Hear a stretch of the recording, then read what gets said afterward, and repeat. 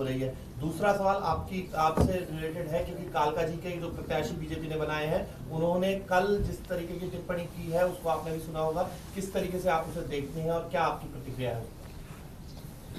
देखिए, जो आपका पहला सवाल है कोर्ट को लेके, हम सबसे पहले इलेक्शन कमीशन के पास जाएंगे।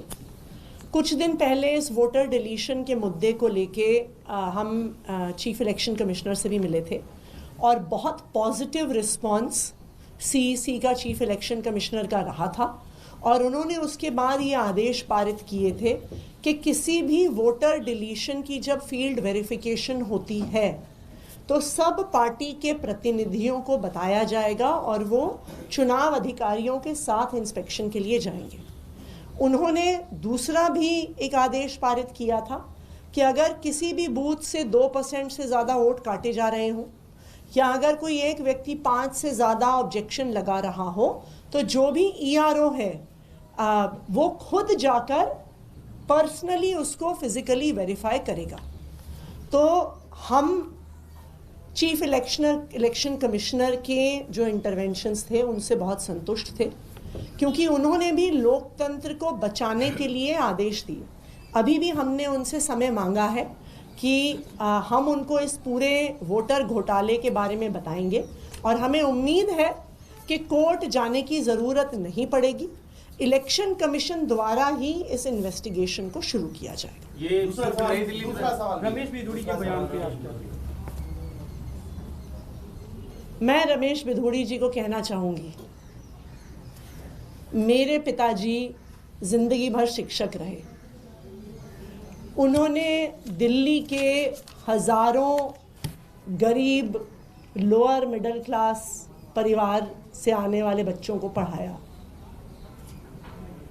आज वो 80 साल के हो गए हैं।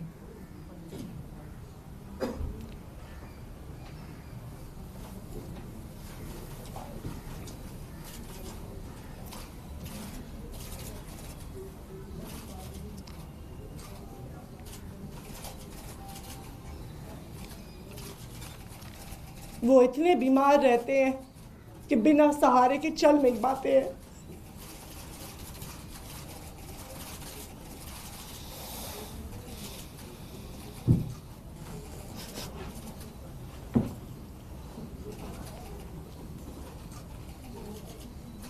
आप चुनाव के लिए इतनी घटिया हरकत करेंगे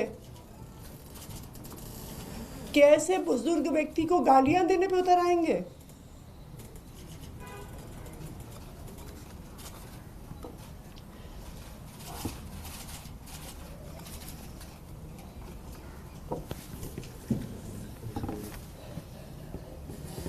इस देश की राजनीति इतने घटिया स्तर पर गिर सकती है, मैं कभी सोच नहीं सकती थी। रमेश बिधूड़ी जी खुद दक्षिणी दिल्ली से 10 साल सांसद रहे। वो बताए ना कालका जी के लोगों को कि उन्होंने इस इलाके के लोगों के लिए क्या किया। वो दिखाए ना कि जो उनका 10 साल का काम था वो मेरे 5 साल के विधायक के काम से बहुत बेहतर था। उसके आधार पर वोट मांगे, कहें कि अगर आतिशी ने एक सड़क बनवाई तो मैंने 10 सड़कें बनवाई।